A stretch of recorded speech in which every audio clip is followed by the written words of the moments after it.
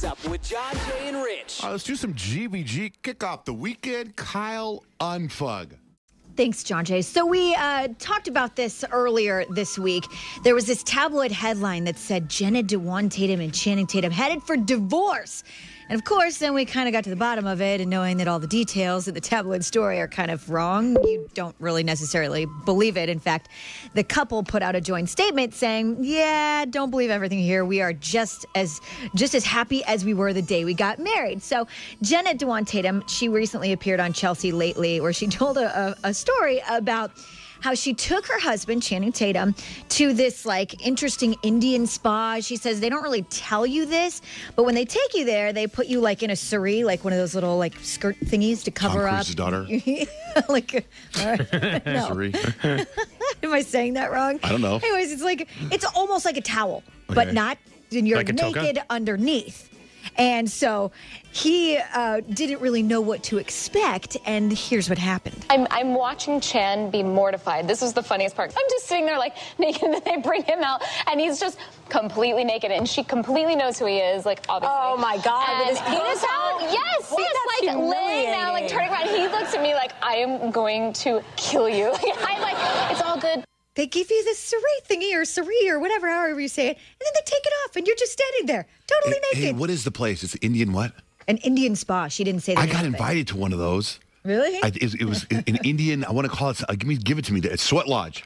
I got don't know. invited to an Indian Sweat Lodge. This is going to sound even weirder. By a guy who delivers me meat. Yeah, that does sound weird. I might follow up on that. I might go do it Now now. you The got Sweat to. Lodge thing might be different. Those have been in the news a lot. A couple years ago, because all these people died or something like that. Yeah. Right? Yeah, I'm in. I'm going to check it out. Okay. Good thing I have insurance on you. Big drama happened just last night during a production of Cabaret at Studio 54. What happened on Broadway? Well, Shia LaBeouf was there and was charged with criminal trespassing and 2 counts of disorderly conduct. Witnesses or theater goers say they actually saw Shia LaBeouf before he entered the building, running around chasing what appeared to maybe be a homeless man or something like that. Then inside the theater at the bar, he was feeding a girl a strawberry, literally took it off her own plate and then fed it to her. And he was just sort of being somewhat belligerent. Honestly, I wasn't thinking drunk or drugs. I was thinking he was working on a roll because it was that extreme. Him just swaying and stumbling. If we didn't know who he was, we would assume he was a bum, literally, from how he looked and how he was acting. A drunk. That's what we would assume if we didn't know who he was. Now, theater managers didn't care who he was because during the first act, Shia LaBeouf was shouting and being a complete disruption. And so they had called the cops on him and they waited till intermission. Well, at intermission, cops show up, put him in handcuffs, and then it gets even worse. He starts freaking out, swearing at the cops, F this, F that, F you, I've got millions of dollars, I've got lawyers to end your career, this and that, and then starts spitting at them once they get back to the police station, to the point where they had to put one of those mask thingies over his face.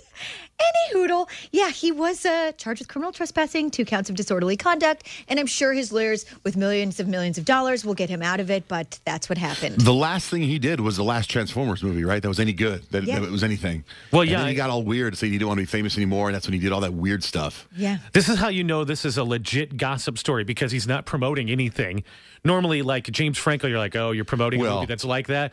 Shia LaBeouf is just being strange. Let me ask you this. How do we know that he's not promoting the new Transformer movie that opens today in some weird, bizarre way that they pay him? Look, you're not in the movie. Or Carousel, the Broadway play, maybe. Here's even. $1 million.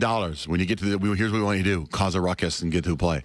Yeah, maybe. I don't know. Hollywood works in weird ways. They're looking at new ways of promoting stuff, i.e. the James Franco thing. Right, because people are on to them. They know that when they go on the Letterman or whatever, that's people don't watch it anymore. Let me ask you this. Do you know if they acknowledge Shia LaBeouf's character in the new movie, Transformers movie? I don't. Because it takes place in the future, right? Because with Shia LaBeouf, it was a little bit in the future. They're looking at it as a future relaunch, I believe, of the franchise. So, it's like Walt Wiki never existed? Might just not even address him.